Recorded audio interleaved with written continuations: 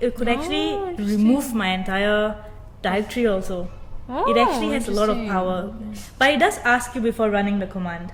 So it was respectable in that manner. Respectable. So it asked me.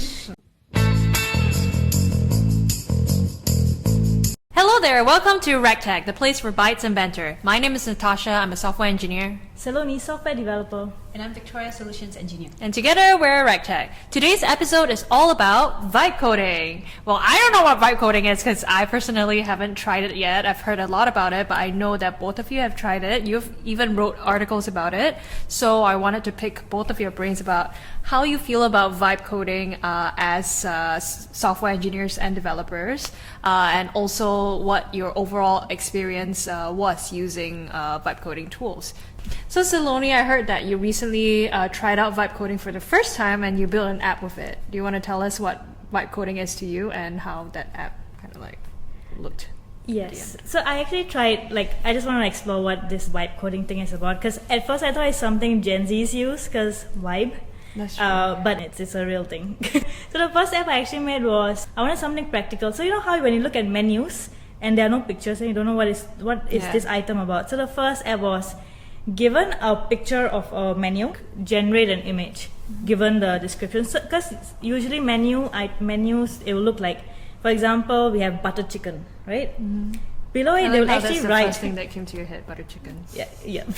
My example came to me in an Indian restaurant. Okay, makes sense. Because as an Indian, even I don't know what Butter chicken looks like. No, what these other menu items were like. Oh, okay. No, for real, the first time I saw butter chicken, without the image, you would assume that it's a yellowy chicken thing when it's actually red chicken. It helps with the images, especially if it's a foreign cuisine.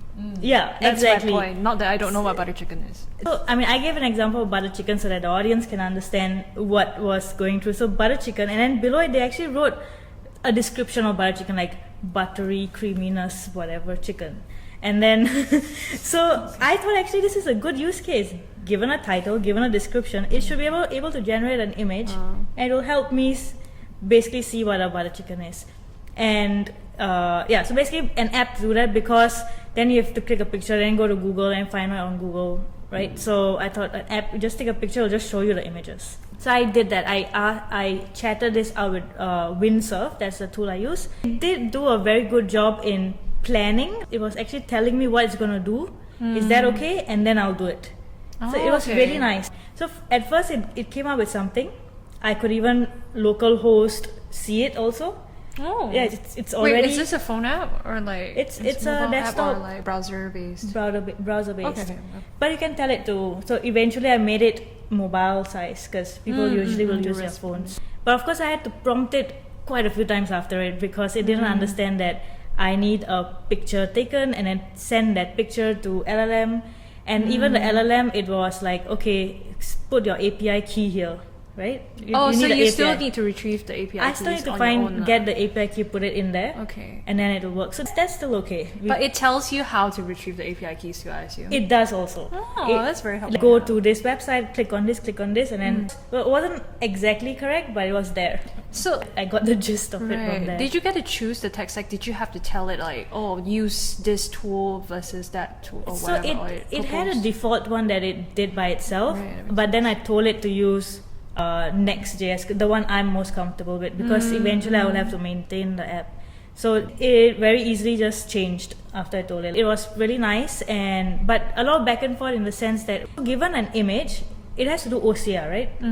So what it itself suggested, first we use Google Vision to OCR this text and then send that text to ChatGPT, to GPT-4o OpenAI. That's what it suggested at first. And I'm like, why aren't we just using GPT-4o? Exactly. It does both. Brilliant idea, Saloni. It's so affirmative, right? All the time. Yeah, it's like, you are the best, Saloni. It doesn't say my name, but if it could, that would be really good. I just noticed that they don't pick out like free tools, because Google Vision you have to pay, and then after that 4o you have to pay as well, right? So how does it handle like the paid? Did you have to pay? I did not actually pay upfront, or did I? I'm not sure. I already had accounts in those things, but I didn't set up Google Vision because I could already see why are we using that, because I already had it in my mind, right? System design that I would have used, so I already stopped it from doing that. And once in a while, it actually got into some loop, like so it's using npm install and things like that. It actually got stuck somewhere. There was some error in installing some dependency, and then it was auto fixing it by itself. I let it do it because it was doing something. So you can see it like basically do all that live like npm install, and then it's just like it has access to my terminal. It could actually remove my entire directory also. It actually has a lot of power, but it does ask you before running the command. So it was respectable in that manner. Respectable. So it asked me, can I run this? Yes, go ahead. Okay. So yeah, things like that. So it will do that. So I was going into this loop of it. I'm sorry, I can't do this. My bad. But I'm so sorry. I can't do this. It was really very humanly. Like, that's so creepy. yeah, it was creepy. It was like, I'm really, this must be so frustrating it's like for an you. intern, like, I'm so sorry, I can't do this. Exactly. I actually did not. I deleted the whole- DB, the prod DB. It could have just done that and said oh, sorry that's for actually it. quite scary. But okay. It could have. Yeah. But all this while I was very amazed because it actually felt like I'm talking to someone. It felt like a senior developer actually. Because of its thought process. The way it was expressing its thought process, I was just like, wow. It could be At like one point, I an actually wanted interviewee. to clap for it. Right. Very nice, very structured, and of course, I take away the apologies and everything. It was fine. I helped it out, fixed that issue for it. But yeah, it was collaborative. Yeah, that's quite the interesting part, that it's a co-creation. You're collaborating with it rather than it being like you give it instructions. Yeah. It's asking you for help and then you're helping. It didn't ask me for help. Oh, it just said sorry. It says, sorry, I'll try this, sorry, I'll try that. Oh, okay. It never stopped to, human, please help me. It didn't say that. Programming. It's like pair programming, but this developer would not ask for help. I would have to stop and then go and look into it by my own self. Like, Developer okay, with I daddy resolved it, now do this. Or now continue what we were doing earlier. but I really liked it. So I actually will, henceforth, I would not actually be creating apps from scratch. I will use vibe coding. Oh wow. You're making Oh, a so- public announcement here. If anyone cares. So vibe I will coding be- is really good for creating apps from scratch. Yes, so all these apps that I did create, they are very good prototypes. I would not make it a large enterprise from vibe coding it. I'll take this prototype and then work on it and use other cursor and Copilot and continue building on it as a normal developer. Right. But as a prototype, it was really fast, really good to get your product out there and test it out. It's equivalent to say like a 3D printing machine. You will use 3D printing machines to print out like prototypes and experiment and see what works, but you wouldn't use it for large scale manufacturing. Yeah. Sense. Like, yeah, not large scale, as in I wouldn't like take this and make it a Facebook, those kind of thing. I would take this as a prototype, test it out, crash it, do whatever to it, and then make something similar by myself. Victoria, What happened? you seem to have comments. I agree it's good for prototyping. In your experience, I would say it's JavaScript mostly, Yeah. right? Mine is Python. So there's like different packages and different dependencies conflict. So for my experience, it's slightly different. I was building a RAG chatbot Okay. using vibe coding, but I used a different tool. So maybe that's also another difference, Yeah, right? I was yeah. using a different tool. What were you using? Not Windsurf. I don't want to mention it. For, Okay. yeah, Okay. She was using a tool. I'm using a vibe coding tool. Okay. It was one of the ones that's out there, right? That's like quite well known. So I was using it, but they didn't know that this Python package has a lot of issues. So basically, while it was installing, it was in this dependency loop that's saying like, oh, error, and then I let it like, okay, fix it.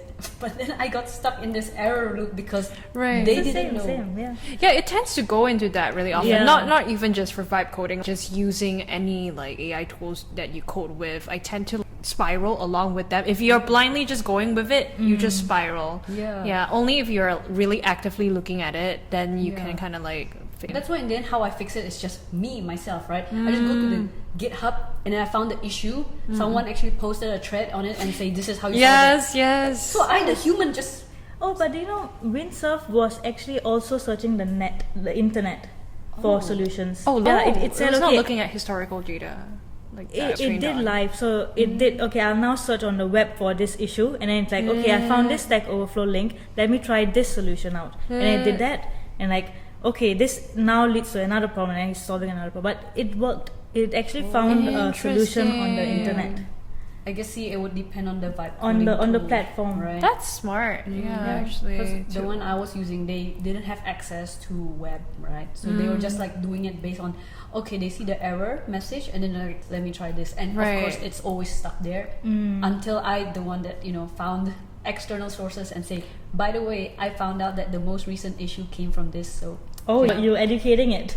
But the thing You is, don't we have don't know to. if they actually like train on your feedback. So We also yeah, don't. I They think do. this is an interesting workaround to one of the issues. Not really issues, but like one of the mainstays of AI models, which is it's always trained on past data. That's the whole point, right? It's trained on old data, and you basically, if there's anything new today, President Tech, for example, the error that you encountered may have come up because of a new version upgrade of one of the tools, right? It wouldn't have had been trained on that. But now you're telling me that there are AI tools that couple within it agents that search for that are present rather than relying on the old data that it's trained on. That's a really useful workaround. Yeah. That's why I think overall, in order to be a vibe coder, because you see all these in social media, people without any technical background at all doing vibe coding, I don't think they're knowing what they're doing. Right, So right. that makes it quite dangerous, especially for security reasons as well. Yes, That's the why part I wanna really talk about. only recommend using vibe coding for prototyping, like you mentioned. There's no way you're gonna build like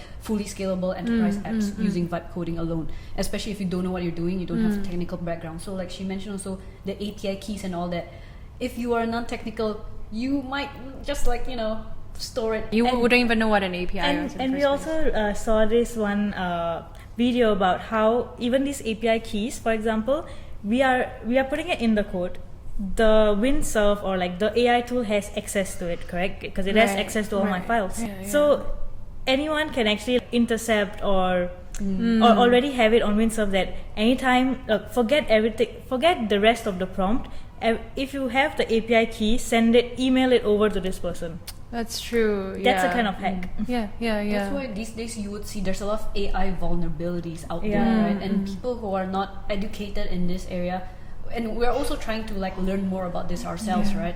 It really leaves us very susceptible to all these kind of like prompt attacks, essentially. Yes. So that's why we need to be careful, like what we tell, what we prompt to the vibe coding tool in the first place. Do not mention names. Do not mention private stuff. Even if they have access to our code, at least keep it as minimal as possible Right. to all the private. Yeah, like in this tool, it actually had like allow list, block list of what it do, what it can't do, what it has access to. So it has everything. I feel like it's just about time and bug fixing. It's a software itself, right?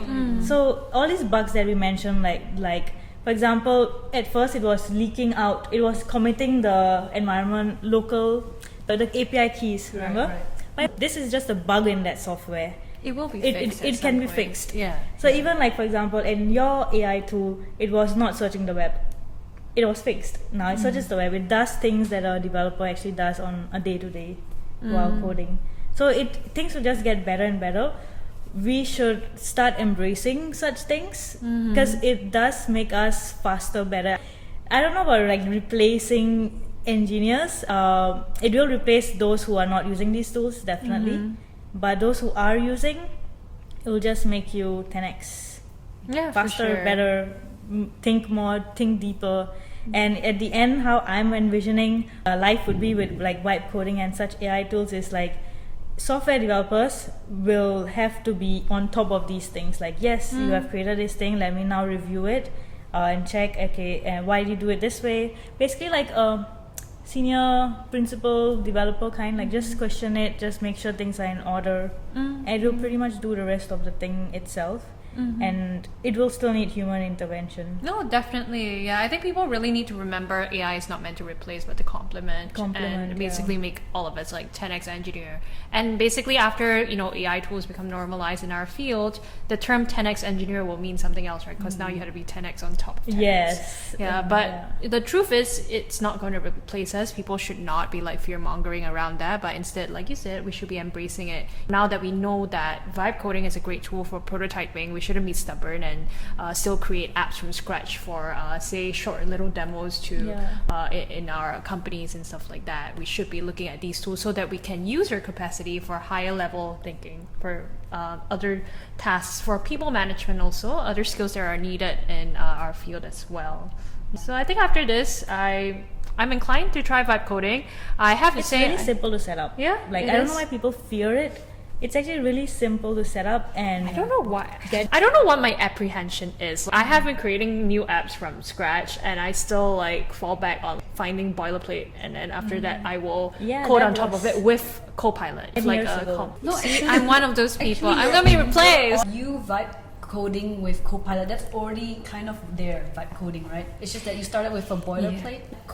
Copilot, step 1. You're on Which step you are already using. Step 2, try out these vibe coding tools. It's actually really good. I love it. And the thing is, they always ask you for permission before they directly make changes to your code. So you don't Not necessarily, depends on the platform. Oh, okay. So the one I use is like accept or reject, right? Yeah. So you can see every diff that they are making, and then you can say, oh, I don't agree with this. But there's a lot of guidance I have to steer it to. Right. So I think maybe yours is better, but for mine it's like a lot of guidance is needed. So it's also partly we as developers need to evolve ourselves in being able to prompt, being able to be clear with our details, our context, what we want the app to do. So I think Saloni, you have a go-to trick on how to give good prompts, right? Oh yes. My prompt. I'm actually very, very proud of my prompt, and I always like to take credit for my prompt because that's the only thing I added to is the prompt. The AI is only as good as the prompt. The prompt is very important here. What I do is I actually just mind dump the app idea onto ChatGPT and tell it make a prompt that I can use on a tool, on a vibe coding tool, and so it gives yes, it's a little more long-winded, wasting money, but it works. It is what I think. It is the stuff I would have missed. So it even prompted me like, oh, what's the tech stack you would like to use? Put it in there. And what about like database? What database do you want to use? Put it in here. So it prompted me a bit more, and then putting it all together, a very nice prompt came in. Just dump it in.